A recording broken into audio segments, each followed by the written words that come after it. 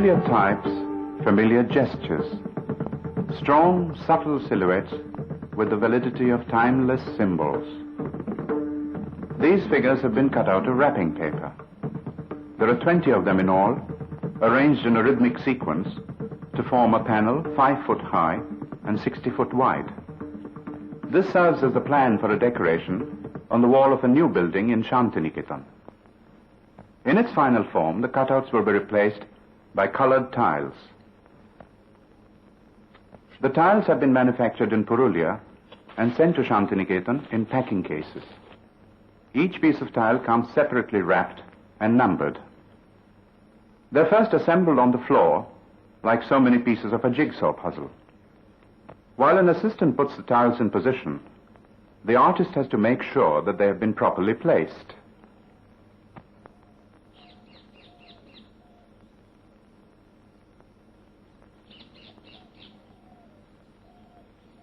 Benode Behari Mukherjee, who conceived the murals and cut out the figures, has been blind in one eye from birth. The other eye, which was severely myopic, he lost 15 years ago at the age of 53.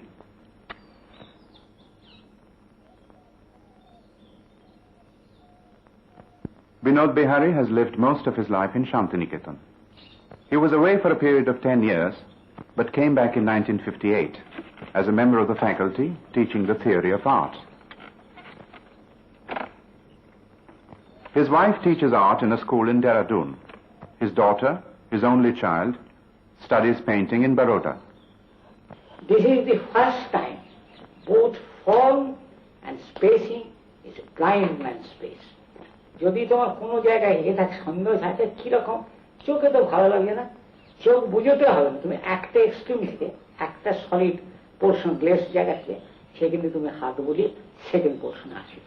Your sensation will be quite different than your optical sensation.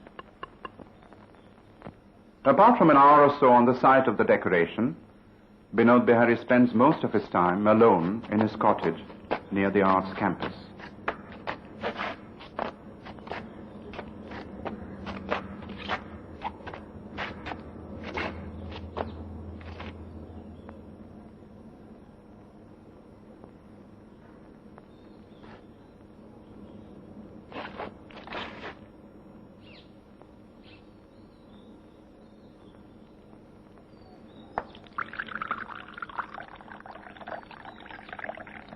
The flask contains raw tea, his favorite drink, and has to be replenished from time to time by his maidservant.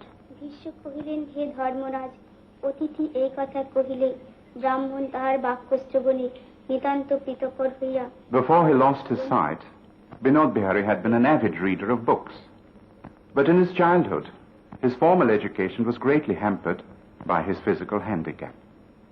If this photograph shows him with a book in his hand, it's probably because he belonged to a family which held education in high regard. It was a large family, and Benode was the youngest of 6 brothers. The one trait that most of the brothers shared was a natural gift for drawing. Benode Behari's earliest surviving sketches show landscapes. He was still untaught.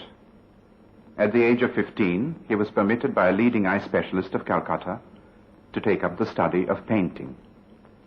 He had already, 3 years earlier, been sent to Santiniketan as a student of Pathabhavan. He now shifted to the newly opened Kalabhavan. A year later, the painter Nandalal Bose, the most gifted pupil of the great Rabindranath Tagore, came from Calcutta and took charge of the department.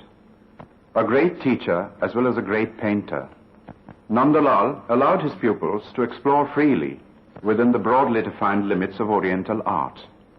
Benode decided from the very outset that he had no use for mythology, that stock in trade of most of the new painters. He was more interested in his immediate surroundings.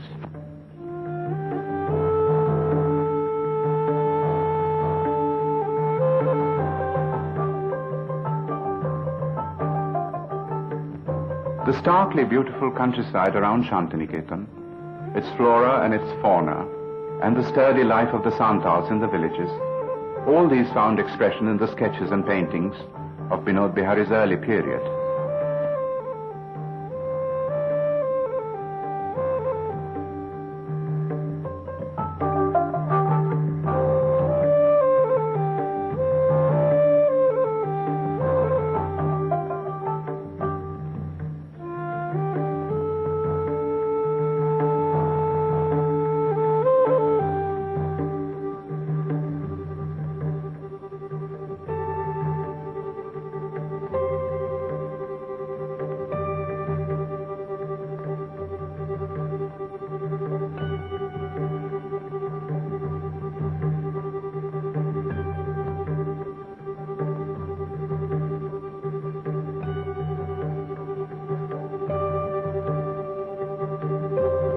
Because of his weak eyesight, small animals and birds could only be studied in a state of tameness or captivity.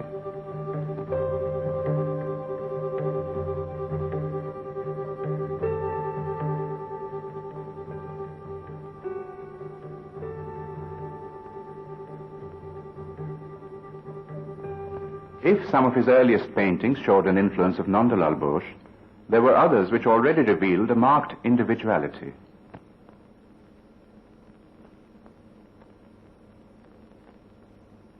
The quality of high seriousness that marks this painting of a bridge had no precedent in Indian painting. The desolate beauty of the Santiniketan countryside was caught in a magnificent scroll painted in the early 30s.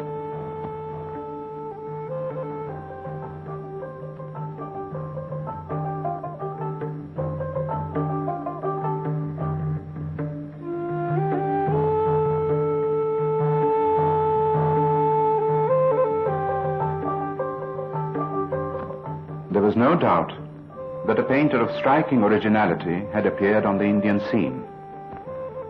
A painter with a deeply introspective, analytical turn of mind, aware of tradition, responsive to environment, and with sympathies extending beyond the limits of Oriental art.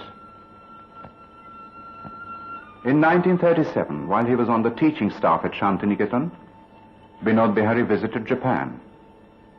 He had developed a keen interest in certain aspects of Japanese art, in the intellectual discipline and subtlety of a painter like Sotatsu, for instance, or in the telling use of the Japanese brush in a painter like Toba Sojo of the 12th century.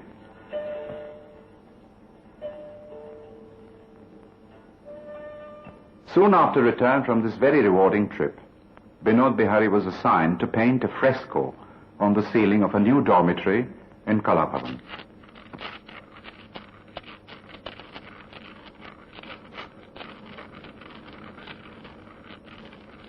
A painstaking process involving the use of earth colors and a highly controlled technique, fresco painting had been taken up enthusiastically by Nandalal and his students.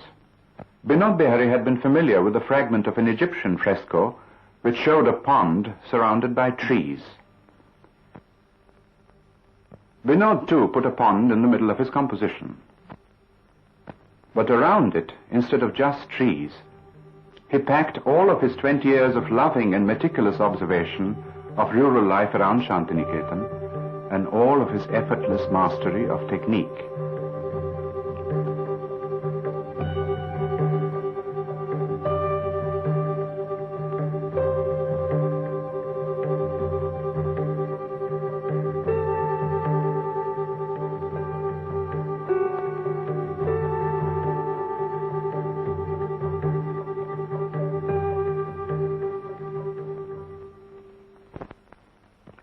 A second fresco came 2 years later in the building known as China Bhavan. Here the theme was life in the campus itself. Instead of the free-flowing lyricism of the ceiling fresco, we have here a more austere composition in vertical segments.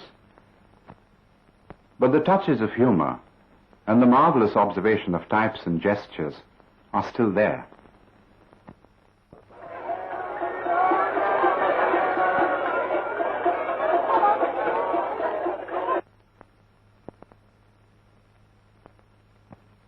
Among the most striking works of this middle period are some paintings and sketches done after a short trip to Benares.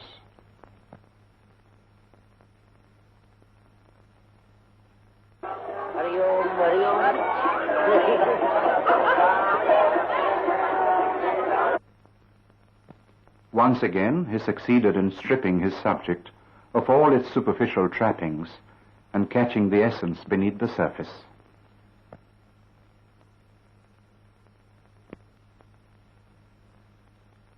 Benode Behari was now 40 and at the height of his powers. He had persistently refused to let his creative urge be stifled by his impaired vision, and in Santiniketan one had got used to the sight of him hunched over his painting, brush poised over paper for that sensitive precision of stroke that would set the seal of distinction upon it.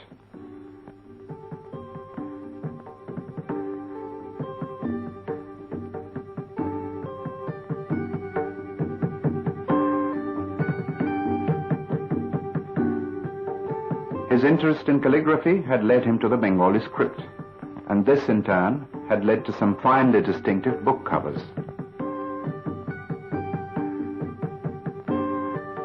The crowning achievement of the middle period came with a fresco in Hindi Bhavan, also in Santiniketan.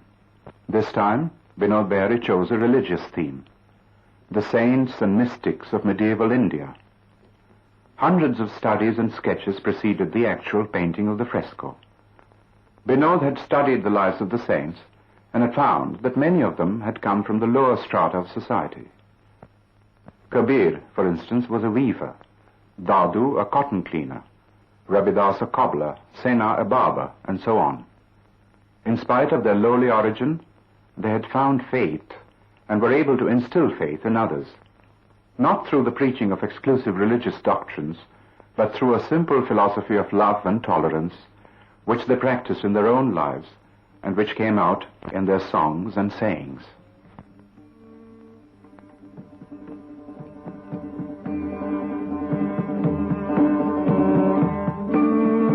The only example of a truly epic conception in 20th century Indian art, the fresco occupies 3 walls of the central hall.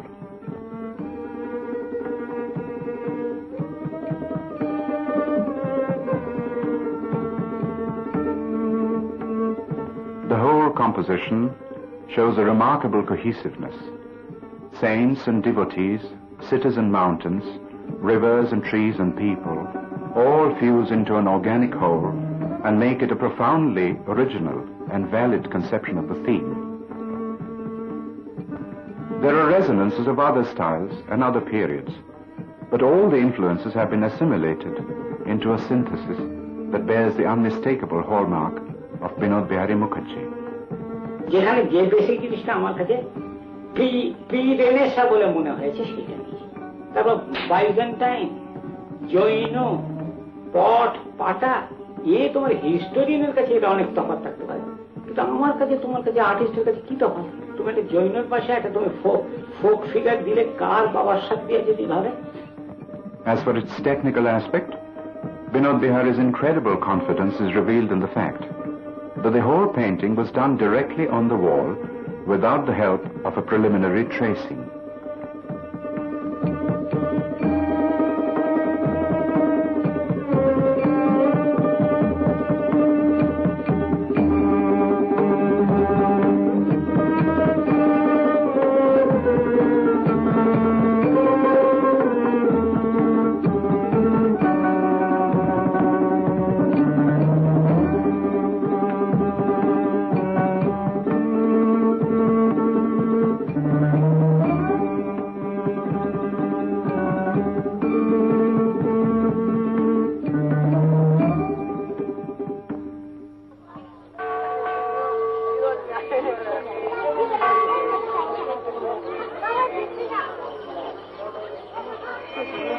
In 1949, Benode Behari left Santiniketan for Nepal, where he had been offered the job of curatorship of the National Museum at Kathmandu.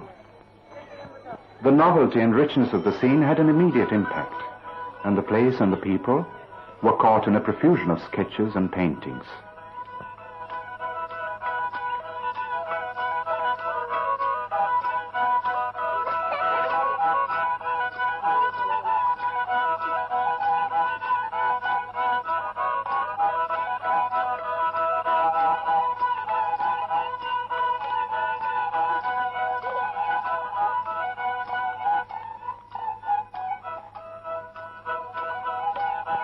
It was a Nepalese scene that Benode Behari depicted in a fresco in the Banasthali Vidyapit in Rajasthan.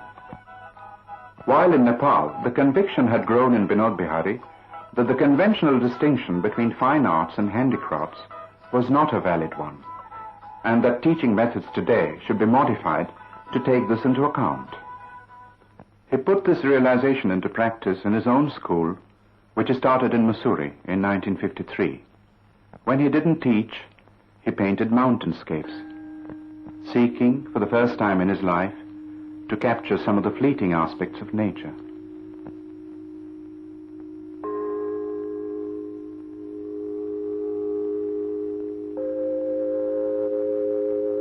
These were the last things he painted before, in 1957, soon after an operation for cataract, he lost his sight forever.